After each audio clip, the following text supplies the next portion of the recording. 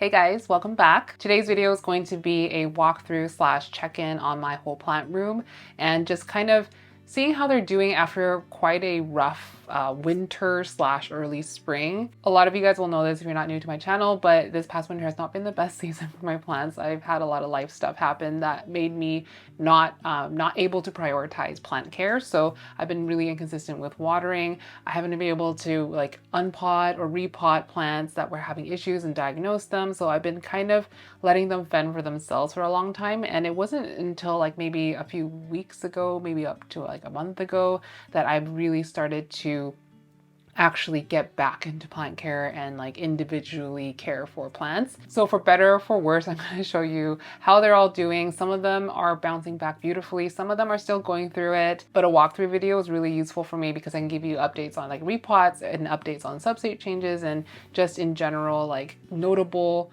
improvements or changes in plant care or things that I want to do differently to help certain plants. I'm excited to also give you guys some growth updates and show you new leaves and how some of my seedlings are doing because some of them are looking so cute. And this room is kind of a mess right now because we're about, let's see, what date is it? We're about 10 days away from the Secret Plant Show, which means like I have a lot of seedlings in here that aren't staying here permanently, so it's a little bit cluttered, but that's okay because I'm not going to show you every single little plant. I'm gonna try to keep this video to around like 40 minutes or so I can't be doing like an hour and a half, 2 hour long tour. I don't remember if I told you guys this. I don't think I did, but I took on more work recently at my job, so I'm working more days, which means that when my work week is 3 days of work, 1 day to film, 1 day to edit. So I have 1 day every week to edit, which means that I have to keep my videos like a little bit on the shorter side. So basically Friday, I start and finish editing my videos. So I do not do any editing on Saturday. Saturday is when my videos go live for channel members, and then Sunday is when it goes live for everybody, which is actually quite nice because it forces me to be done by Friday, which means I have the whole weekend just to be a weekend. But all that said, that means that my videos tend to be a little bit shorter these days until I can figure out a more streamlined process. So I think I'm going to be starting back there and kind of work around like the ambient shelves and the exos, and then we're going to end up at the tent. I might show you, I don't know if there's anything notable in my like propagation shelf, but if there is, I'll show you that. So I'm showing you this first so I can move this out of the room. These are a little obtusum neuriform selfed, or I guess S2 seedlings. This is the mother plant that I got from my friend Amanda, which just spontaneously self, so it makes flowers and then they just start producing berries. Here's a little old one that actually had berries on it. I just didn't bother harvesting them. So these were transferred out of the community pot into like just no drainage little cups, and I'm going to bring these to the show to sell. I don't know if people want them, but I'm going to bring them and sell them for cheap. There's more seedlings back here, but let me get this out of the room. So I might just start with these two exos since some of these plants you haven't seen for a while. Starting on the right side here, this exo has been pest free for a while, but I just recently found what I think are flat mites in here. I didn't see webbing or anything, but this is my pap that I got from Owen and I found it on this leaf. So this is the only leaf it has left. I kept it on it because it's the newest leaf. I chopped all the older leaves off, but this one is a Fort Sherman Ralphinum by RA5 Swamp Bunny, and I really love it. I was so appalled to see mite damage on it, but for some reason, it's not on this plant next to it. This one is Crystal Carla from the Homebody. I don't know if you can really see the color on this one, but it's like a very blue toned, kind of like desaturated grayed out color. It's really pretty. It got a little wonky because I let it completely dry out, but I just watered it. This is my Mr. Worldwide that I got after Christmas. Oh my gosh, I've been waiting for a nice leaf for the longest time. When it came to me, it was pretty banged up because it was shipped to Charmaine in California, where it lived with her for a little while, and then she loaded it in her car and then drove all the way back here. So in the midst of all that, it got some like holes and rips and stuff. And then this was the only leaf I had grown since it got to me, and it got a little bit, I think this is from inconsistent watering, but also it wasn't getting very much light. I think it was like down here-ish when it was growing and it was being shaded by leaves above it. So I've got it in this spot right now, and it's now got nice light from above. There's two Barina bars on top. So Mr. Worldwide is a batch name from Teo, who's no longer in the hobby, but it was a NSE port by Indoport, I believe. And if it's not correct, if it's the inverse of that, I'll put the correction down below. But Matt's specimen is like crazy strong. So it constantly pups. In the first like leaf on that offset would be this size or bigger, and then it'll immediately flower off of that leaf. So right now it's pushing out 2 inflows, which could technically might be able to self itself, but I'm going to be collecting the pollen and putting it on something else because I'm just not sure if it's strong enough right now to bear fruit. But yeah, I'm just really excited to see a proper leaf come out that's not, well, I mean, it's a little bit dinged up, but it doesn't have spider mite damage or mite damage on it that I can see. What else? This is my Carib Queen, which is Dressleri by Rugulosum. I was really eagerly waiting for it to put out another leaf because it's kind of a little bit finicky of a plant. It's not really a great ambient grower, and this exo was like kind of midway between ambient and it's basically ambient. It's not sealed. This is fully open. It's not really high humidity. But then when I saw the mites, just drowned everything in Savor Zendal. And then the newest leaf, I don't know if you can see it. It's right here. It shriveled and died. So that's kind of a bummer, but I think it will be pushing a leaf in the next month or so. I don't know if you guys remember this plant, but this one I got from IS and this is from Fairchild. This one I got off of their very first live on Palm Street, and it was a Carla open pollinated. And I got it primarily because of the venation. I'll see if I can put a photo or something of the plant when I first got it. It just got really, it was very green, but the venation was very interesting. But since then, it's grown out a couple more leaves, and I don't know if I'm like super in love with it, but I do want to keep it because it's my only plant that I got directly from Fairchild. It just popped this leaf. I had it growing actually up here, and I just moved it into this exo just to, I don't know, it didn't seem to love that spot. But yeah, I don't know if I super love it. I'm gonna grow it out a little bit more and see how I feel because all the leaves are kind of warped. I do think this is an inconsistency issue with watering, but it might be underfed. I'm not sure. And then of course my beautiful red crystal cell from Dania. This is one of my favorite plants right now. I really love this plant too. This is what I think is just a straight up crystallinum from Amanda. Like, look how black it is. And the veins are so thin and crisp. But I'm having trouble growing a nice leaf out of it. Like this is a propagation and this is a seedling and this is going so much faster than this one. But I am determined to get this growing because look how insanely pretty that is. And this is my SP Nova Costa Rica that I got from Owen. This one I'm contemplating putting back into the tent. It used to live in the tent and I moved it out because I needed the space, but it doesn't love it here. I think this is a bad spot for anything this size because it's so close to the light. It dries out really fast. This got underwater so many times. Look at those here. This like aborted leaf. It has multiple active growth points. So I think I'm gonna put it back into the tent and just replace that with something else small. And by small, I mean like in a 4-inch pot like that, not like a 3-inch pot like that. And then over in this exo, I recently moved a plant out because things are getting so big in here, namely my Wenlingeri. Look at this. Back up so you can see that leaf. I put it here thinking it could live in here for a while, but it's definitely too big. It might be a good plant actually to grow in my living room shelf. I just need to like be sure of my decision because once the plant goes into my living room, it cannot come back here because my living room has mealybugs. But I'm honestly so excited to see the dimples come out. Here's a little update on my Queen Clary. Let's see, you don't need water just yet. It's almost 100% dry. Maybe I'll water it tomorrow. And then here's my King of Spades red crystal. Let me get this flower out of the way. From Dania. I love this plant so much and it's so vastly different from my other King of Spades red crystals, which you're gonna see soon. This exo also had some flat mite issues, so here's a new leaf on my dark forgetii. Of all my dark forgetii, this one is my favorite. I'm gonna put a photo here of the mother plant and it's actually insane. Like it's got the best texture. It's really round as well. It's had a little bit of a journey. So this was growing in a, let me see, it was growing in a prop box and it was growing in a very high humidity exo. So the other exo that I was living in is sealed on top. So it has a glass on top. It's like really like muggy and steamy in there and it was doing really well. And then I chopped it for Owen and put it into new substrate and then put it into here. And then all the old leaves just like turned into crisp. So it's bounced back in terms of growth, but it just got some mite damage and yeah, I think you're good for water for now. And then here is one of my open shells. Down at the bottom, we got a lot of Anthurium seedlings. So let's start at the top.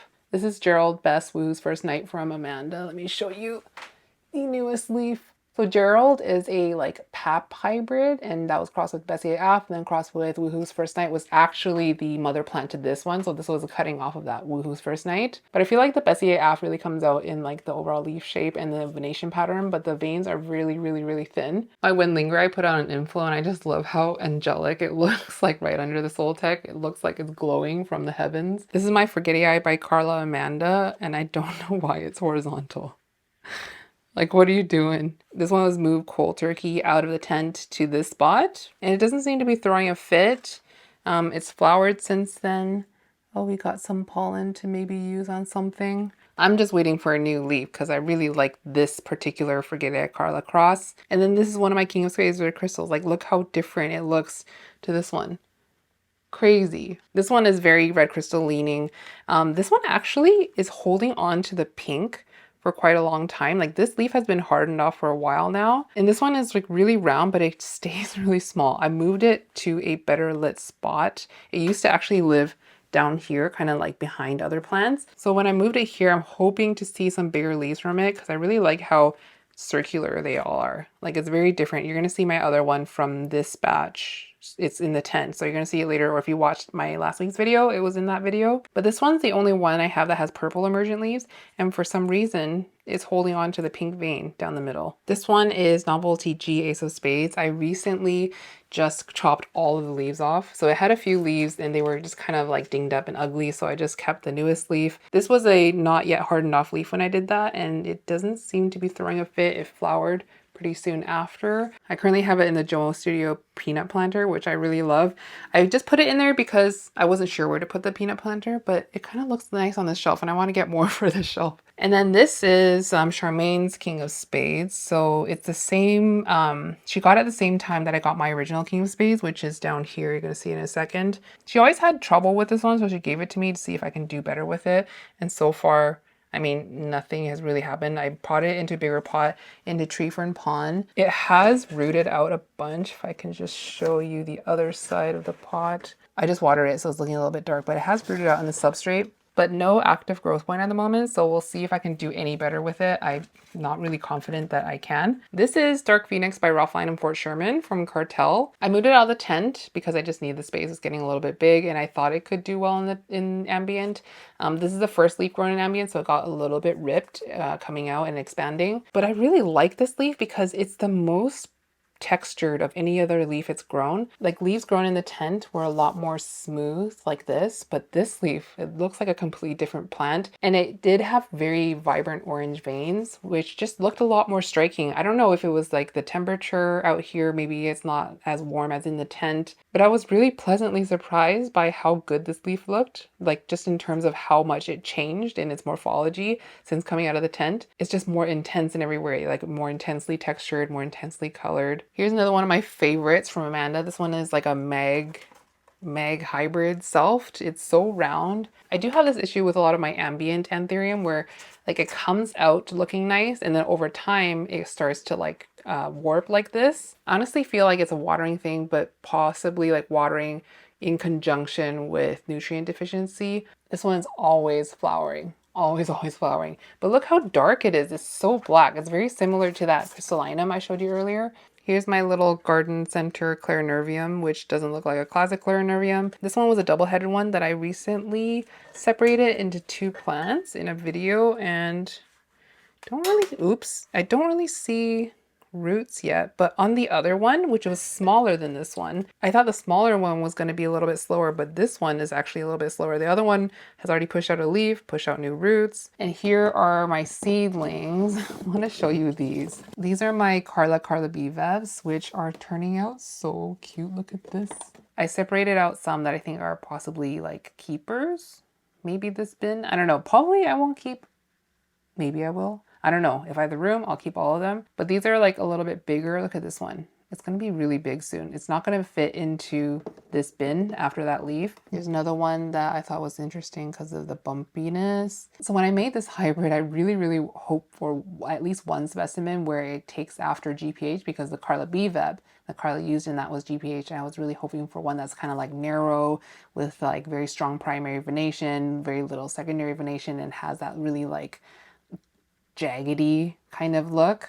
There was a couple that I thought might be somewhat promising, but I don't know where I put them. This one seems quite cute. I don't know. I also have to find one to give to Nick at NXC Plants because he's going to be at the Secret Plant Show as well. And we're doing a tiny little trade. Like he has a plant and he wanted a plant of mine. And I thought maybe I can pick out one for him as well. Maybe I'll just pick one that I personally would pick for myself. I'm not really sure because he has so many plants. And I'm sure he doesn't need another Carla type of thing, but he's gonna get one anyway. But the plant I'm gonna give him is this one. This is one of my Dark Phoenix by King of Spades. I'm not gonna bother repotting it for him because I know he just like immediately repots new plants into his own substrate. But I offered this one because I thought maybe he wants something that is showing King of Spades traits versus something like this. This is also the same cross, but this one's leaning a lot more Dark Phoenix. And definitely this one is leaning a lot more Dark Phoenix. Like that just looks like a Dark Phoenix. These are more Carla BFFs. These are new. So I believe I accidentally selfed my Carla Wu 1. So this one would be a Carla Wu 1 S2 possibly because when it was just starting to produce pollen, I took the pollen off of the info like this, but it had just been receptive the day before. So like from the beginning of being receptive to starting pollen, it was like maybe 3 or 4 days. It was really, really quick. So I panicked, took pollen off because I was pollinating Charmaine's Forget Carla with it. And after like a week or so, started turning green and bumpy, and I realized that it was growing berries. So I think that like the act of like pulling the pollen off, the half of the spadix was still receptive. So I think I selfed it, but I won't know for sure until I grow these out. But the seeds are now ready and they're starting to germinate. There's this one. And then I have this one, that like a piece that fell earlier is down there. And then I have this. And we'll see how they turn out. I don't know if I'm going to sell any at the show. I don't really love selling seeds, and the show is only 10 days away as of filming this, so probably not. But there's this. This is Minahasa by my Chris Carla. So Minahasa is right here. Here she is. I love her. And then my Chris Carla you're going to see a little bit later. And then over here, look at my King of Spades. It looks so crazy. Earlier I was showing it to you like this, but it's fully horizontal. I had to use this little stake to push this leaf aside so I can make room for this new leaf. I don't know why it was like, it was already pretty horizontal to begin with, but this leaf tip was resting on top of here. So I didn't want to jeopardize the new leaf because it grows so seldomly. I did not want to take any chances with it. So I'm just waiting patiently for this leaf to come out, and maybe I might chop off this leaf. But once this leaf is out, the exciting thing is like another flower is on the way. So maybe I'll have to figure out something to do with that flower. This crazy thing is the Indomag hybrid, which I recently repot into a really big opaque pot. This leaf was like down on the ground, so I have staked it up a little bit. But in doing so, it just looks really strange. I'm waiting for a new leaf from that bulging caterpillar. And once that is out and it looks properly nice, like it's facing outwards, I'm probably gonna just chop this leaf off. And then once again, here's my Minahasa, which I love. Like, look at that texture. It's just about to finish hardening off. So this is a brand new leaf. So right now it's potted in, this is the biggest square pot they have. This is the extra large. And it's like, you can see from this leaf, it's a little bit smaller. Well, maybe you can't see. The leaf before it was like one of those ones, that one. And then there's this one. This one is a little smaller, and I don't think it's going to expand much more. So recently Jane shipped in a whole bunch of pots, and some of them are like 12-inch size, which is amazing. And I'm so excited to get a lot of them for her. So any plant that's like this, which is already maxed out in terms of clear pots, which I want to stay in clear pots, I'm going to be potting it into a 12-inch pot. This pot is currently my biggest pot, which I think is 8 inches. So it's going to be like a good amount, like this much bigger than that. Which brings me to my very sad Ace of Spades. I don't know what is its problem. Well, actually, I do know that it has ace box, and the ace box usually doesn't show on the newest leaf. So here's the newest leaf. It did not harden off very well. I want to say this might be because it was struggling to produce berries, and that berry bash didn't end up going anywhere. It aborted. But this is the only time it's ever done this with a new leaf, and it was the only time it had been pollinated and it was in the midst of growing berries. So I want to say this is berry related. So usually with the ace pox, I can just have like the newest leaf facing out and it looks really nice. And then when it grows a new leaf, then the older leaves start getting poxy. But I can do this like constant rotation thing to prevent having to look at a leaf like this. But since this leaf didn't form properly, it's messed up the whole cycle. So now I'm patiently waiting for it to grow another leaf so I can actually just show that one. But I don't think I'm gonna unpot it or anything. It's really hard to see the roots because there's algae in here, but it seems okay. And it also has started flowering again. So it is actively growing. It's not like the whole top of the plant has just kind of stopped doing anything. So I'm going to say this is a berry producing disaster. And I'm probably not going to use it as a mother plant anymore. I will just take the pollen off of this and use it as a pollen donor. But yeah, yeah, the ace is not doing great. So the Dark Phoenix moved out from my tent. This was a not yet fully hardened off leaf when I moved it out, so the edges got a little bit crispy. I did top it up with more pon. The roots look really good and it started flowering. The growth point is currently not active. I don't know if you can see, there it is. So I think it's going to take a little while to acclimate to this space, but I am confident that Dark Phoenix can grow just fine here. Here's my Queen of Hearts, which should be a lot bigger than this, but alas, this is how big it is. This is one of the plants where I might actually unpot it. I can't really tell the root situation, but this plant, I feel like, I don't know. I know it can be so much bigger than this, but at the same time, it's constantly growing and flowering. I would love to make a cross, a Queen of Hearts cross, but it's really difficult to do it. I did pollinate it once and it did take, but it didn't get berries. And I think it's probably going to be like a decade-long project trying to get proper seed off of Queen of Hearts that actually grows into a plant. It's also kind of on a wish list of mine to get a Queen of Hearts hybrid, but not all of them look great as well. So there's only very few. Like I'm thinking Daryl from Tazula's Queen of Hearts by BVEP is really pretty.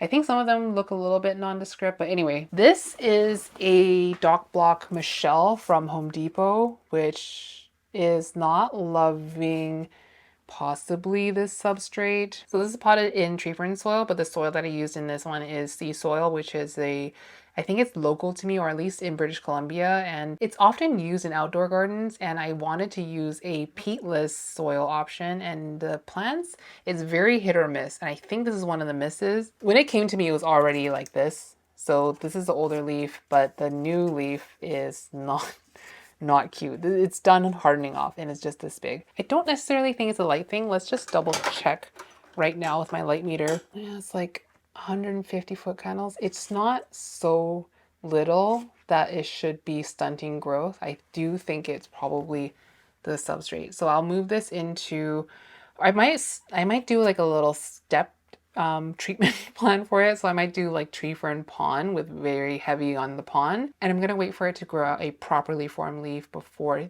like deciding if I want to move it back into tree fern soil. But I've decided not to use sea soil anymore for my tree fern mix. I've completely finished up using the sea soil and I have yet to buy a soil replacement. So I've just been like, with everything that I'm repotting, it's just in tree fern pond because I don't have soil to mix into it. And then whenever I move a plant out of the sea soil tree fern soil, I'm saving that and then using it in my container plants in the outside garden. I'm confident doing that because I haven't done any systemic pesticide in the soil. So I'm confident it won't affect any pollinators out there. But some of my like container plants outside, like as the soil line depletes, I just like top it up with this stuff.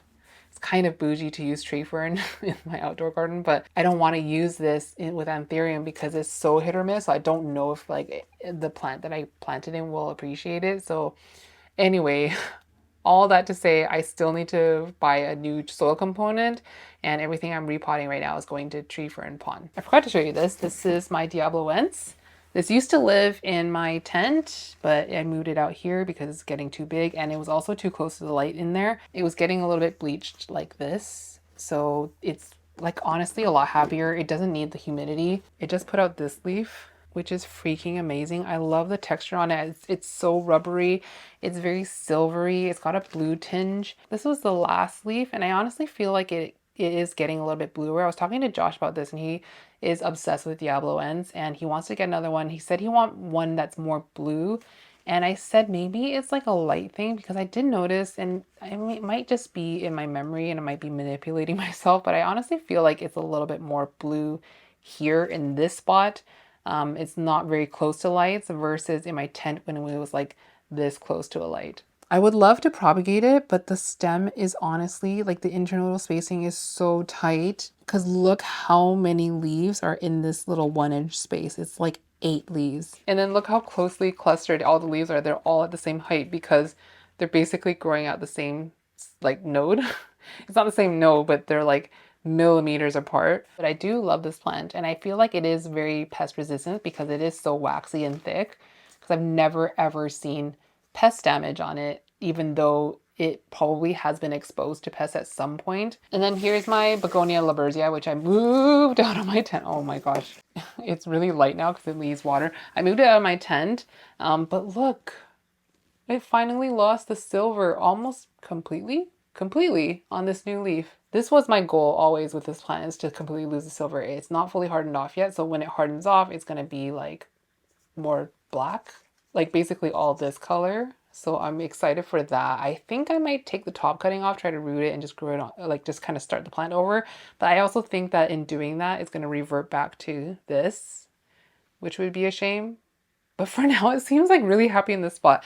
I don't want it here, but it seems happy here. Okay, I'm gonna water it because it's gonna topple over. Let's give you some water. Okay, I'm gonna take a really quick break to rest my vocal cords and you're gonna move on to the tent.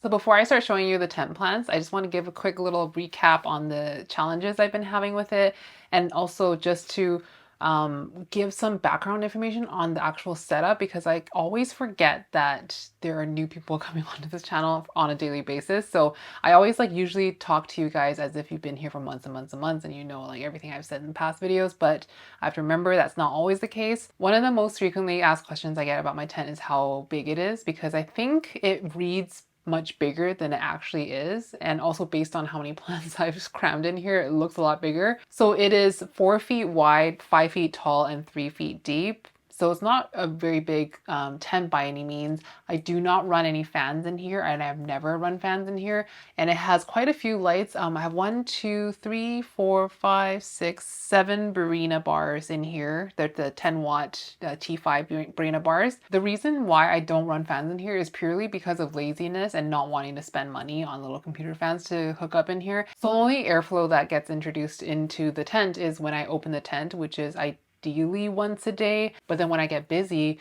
namely over this past winter, I was opening up maybe like once a week, twice a week max, and that's when I was actually here, not when I was away on holiday. So I also have these little ventilation holes kind of open. They're not like fully tightly closed, and that's about it. And up until this past winter, I've not had fungal issues in this tent. Like it's a non-issue for me until now, and I am a little bit puzzled. Fungal stuff with Anthurium was never something that was like a huge problem for me, and I attributed that to the use of Great White, and in my mind it was beneficial fungi outcompeting pathogenic fungi, and just in general making the plant a lot stronger, more resistant to pests and fungal outbreaks. Because in my mind, pathogenic fungi and bacteria are always around, they're always present. And so I think that when symptoms of fungal or bacterial disease shows up on the leaves, it's more of an opportunistic thing where the plant has become vulnerable to it, but it's always exposed to it. So when I started to see fungal issues on my plants, I started to think that like there has to be something that changed recently that hasn't changed before in the last, like, let's say, I think I've had this tent for about 4 years now. So I'm still kind of working out why, but I thought maybe it had something to do with the sea soil that I had recently introduced into my tree fern soil mix, which, like I said, now that I'm repotting plants, I'm potting them out of that mix. So right now they're going into tree fern pond. In the past, I was using the Pro Mix HP high porosity myco mix. I might use that again, but my thinking was that it was possibly throwing the pH off my substrate to the point that it was becoming vulnerable to fungal and bacterial disease. I didn't test this, so this is just like a suspicion that I had, and I didn't really go the full length of testing the pH and all that stuff. But there were certain plants that were in that mix that weren't doing well that I potted out of it into tree fern pond, and they started doing a lot better. But equally, there are also plants in that seed soil mix that are doing absolutely fine and actually kind of thriving. So the jury's still kind of out on that one. Another thing I was noticing is that plants that are getting this kind of like, it's not powdery mildew, but it has that dusty kind of look. I think it's fungal, and it was showing up on plants that were producing berries, and I think that may have weakened the plant to some extent. So that just to give you some background information on some of the plants you're about to see. Some of them are really nice, some of them are really not looking so good. But all that said, I absolutely do recommend tree fern soil as a substrate. I used it exclusively for a while. It was probably, and will continue to be, probably my first or second most favorite substrate for anthurium. I just wouldn't recommend sea soil as the soil component in that. So all that said, I still plan on trying to hold off on antifungal sprays for now, just because I don't want to be killing off any mycorrhizal fungi. So right now I'm going to be relying on changing substrates for plants that are not looking so good and looking pretty fungal, and hoping that they reestablish themselves and then get strong enough that they don't show fungal issues anymore. And the reason for that is because I'm seeing like fungally looking plants and then very like totally fine plants coexisting next to each other in the same space. So the fungal stuff isn't like rapidly spreading across all of my plants. So that's why I'm thinking that the ones that are showing the issues are just vulnerable to it right now. We just need to work on getting them stronger. So here's the top layer of the tent. I have shown you a couple of these plants very recently, like this HE red crystal. See, look how different this one looks to the other one. It's so big in comparison. It was the same size when I got it as this one, but look how much smaller this one. This one was acclimated and has been growing in ambient, whereas this one has been in my tent the whole time. I kept this in here because I like the venation of it more. It's a little bit more bleedy. It's really exactly what I was looking for in an HE red crystal. Just it's not as red as I would like, but it's so pretty. This is a sad little Carla Bevip that I got from Pau and Josh. It actually looks a little bit like mite damage, but I don't know. I might spray in here. I haven't sprayed for flat mites in here for quite a long time. Actually, no. I just sprayed for flat mites yesterday, but this damage is already here. But I did notice this and I was like, okay, maybe I should just like turn off all the lights and spray everything. So I did that yesterday. Never mind. I have sprayed in here. We'll see if it persists. This one I just recently repotted into a bigger pot because it was so root bound and it just hasn't grown in a while, and I love the venation on it. It's so different from my other Carla Bevip, which is not looking so cute. It's looking a little sad actually. See, it's showing this like powdery fungus stuff, which I know I recognize looks like mite damage. But this stuff does not show up on emergent leaves, which is why I don't think it's mites necessarily, because mites will always attack an emergent leaf, but this only shows up on leaves after it's fully hardened. And I'm equally as confused as you because this looks absolutely like spider mite damage, but I don't know. I just think it's fungal. This one is growing berries. It's one of the ones where I'm thinking that the berry growing has weakened it to fungal issues. Just give you a little bit of close up. Like if you just show me a picture of it, I would say it's spider mites, except for the fact that this will not show up on a new leaf until it's fully hardened, which is what is so confusing to me. This one I'm so excited for. So this is my Ace by Eastern dress that I got from Pau and Josh. This one was looking so sad. It was in a really small pot for too long, and then it fully dried out when I was on holiday. It looked super, super sad. I cut off all the leaves. It's actually really dark. It's getting a little bit blown out, but if I get it in the right light, I can give you the proper color. It's super dark, but it just put out a new leaf and it's looking pristine. So far, it's looking like it's going to be a nice big size jump from the one before. This is my Portier by Carla, which is from the Homebody. I'm excited for this one to grow. I just repotted it into a 4-inch pot. It was like a little, like a 3-inch pot, I think. It was in a prop dome and I just graduated it into the tent because I'm excited to see this one grow. This is my Fortune Ralphlinum by Carla dress, which I love so much. I said in last week's video that I was going to move it because it was getting a little bit bleached. You can kind of see how close it is to the lights here, but I just haven't done it yet. Here's a little example of the fungal issue. So this is a Bevep that I got from Jorge, where Anthurium Story. So do you see this on the older leaf? But the new leaf, it's not on it. This little cutie is a red crystal Carla from Pau and Josh, and it pushed a leaf and it's facing the wall. Let's turn it around and see. Oh, it's so cute. This thing really needs a repot. I'm desperately waiting for pots from Jing, but this one has been growing so easily, and it's potted in the sea soil version of tree fern soil. Absolutely loves it. I will repot into a bigger pot. It just wouldn't fit there anymore, which is why I'm kind of holding off. But let's face the big leaf out. My Ace Carla finally pushed a leaf. Look at that venation. This, the Carla used in this was GPH, so that's why it looks so good. The older leaves, not so good. It's getting that fungally stuff, see?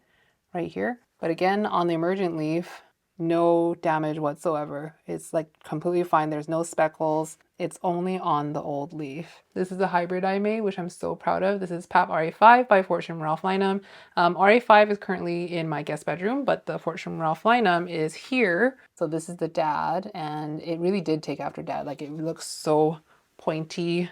The Pap RA5 is very green and very round, and this completely looks like the Fortune Ralph Lynam, just not as wide of a sinus, but is very blue tone and has finally flowered again. When I got the plant, it had a flower, and then I used the pollen on the Pap RA5, and since then it hasn't flowered for me until now, and it's popped a leaf, which is very exciting. This plant does not grow quickly for me, so I'm very happy to see a leaf and a flower at the same time. So that plant I got from my friend Jose, and this plant I also got from my friend Jose. This one is the contaminated Carla, which was sold as Carla Blackie from NSC Tropicals, but it was obviously contaminated because it's not a pure Carla, but I love it so much. It just popped a leaf. I just love whenever it pushes a new leaf because the color, it's showing very purple. It's a little bit more maroon in real life. It's like more red tone than what you're seeing. You're seeing quite purple, but the veins are like a soft pink, which does hold onto like the freshly hardened leaf. Like you can see on this one, you can see there's pink in the sinus, but imagine the veins are just that soft pink. That's what it looks like when it's just hardened off. And it's just flowered, and I collected pollen off of it last time, so we will be selfing this plant. I am worried though that it's gonna start looking like the Carla, which looks horrendous right now. This is Carla Wu oneself, which I've been using as a mother plant. Here's the newest leaf, which is not looking as bad, but it's getting there. It's just finished producing a batch of berries, so there's two more that probably aren't worth harvesting. So those little seeds I showed you earlier were harvested off of here. But it should go without saying that this is going to get a break as a mother plant. I will not be using it anytime soon. The only thing I'm worried about is when it does flower and I harvest the pollen, will it self itself again? Because that's my worry, that if it just continues to self itself and continues to look worse and worse, because this is so bad. I'm so stressed out about how bad the Carla looks. And I don't know, maybe I will cut all the leaves off later. I'm not sure, but it's also in the extra large square pot. So when I get the big 12-inch pots from Jing, I will be repotting that. Little update on my Dark Phoenix by King of Spades. This is my favorite one. Oh, it's so cute. Look how round it is. I showed this in last week's video. Look how different it looks to its sibling. Here's another sibling. This one is like a very round Dark Phoenix looking plant. Yeah, it's pushing a leaf. It's about the same size as this one, I think. I am obsessed, absolutely obsessed with this one. And next to it is my Phil Carla. Phil is from Stelmar Gardens, so I got this from the Homebody, but I did meet Phil at IAS last year, and he is so nice. So this was a cross between two Carlas he had gotten from Rory. It was like, one of them I think he had gotten a cutting from Rory of his very first Carla that he collected. And the other one was like another Carla he had got from Rory. I honestly, the mother plant is insane. It's the prettiest, like most striking Carla I've ever seen. The pollen pair was pretty like, oh, I wouldn't say generic, but it wasn't as impressive as the mother plant. But I love this Carla so much. The leaves are always very narrow, kind of like almond shaped. It's quite dark. The veins are quite bold. And it's just popped a leaf, but I'm going to hold off on showing it to you until it's expanded. What else? My Carla Wu 2 self is still struggling, but it's about to push a leaf, as in like the caterpillar has activated after a little bit of dormancy. So this is the Magris Carla. I told you it wasn't looking great. So I chopped off all the leaves, and this leaf was still kind of soft when I did it, and then it hardened off like this. And it's just popped a really fat flower. Yeah, nothing, nothing much to report. It hasn't pushed a leaf since I chopped all the leaves off. This is such a confusing plant to me. I don't know what is wrong with it. So this one is Pap Voldemort by Ralph Lauren himself. This one I got from Pow and Josh as well. And when I got it, it wasn't like this, but every leaf, every new leaf, you see it's not really on the older leaves. Not like this. But when it pushes a new leaf, it starts getting like this I don't know, this rusty looking stuff. And then the whole newest leaf melts off. Not melts off, it crisps off, but it continues to grow. I'm so confused. So I moved it out of sea soil thinking that it would fix the issue. And it has fixed the issue for other plants, but not this one. And I'm so confused as to why. I just watered it, but you can see that the roots, there are healthy roots. It's not like it's ridden with root rot or anything. And these are new roots since I repotted it into the substrate, so I'm very confused as to why. I'll show it to you in this light. If anyone's ever had this with the plant, let me know. I've literally never experienced something quite like this with other anthurium. This is my Spider Ralph man, which is growing right next to this very fungally Carla and doing absolutely fine. In a recent video, I did chop all the leaves off of this one as well, and it has activated that growth point finally, so we'll be getting a new leaf soon. And then this little bugger is Red Crystal Port by King of Spades, the hybrid I made with Charmaine. And it's just pushed a new leaf. Let's see if I can move it to show the real color.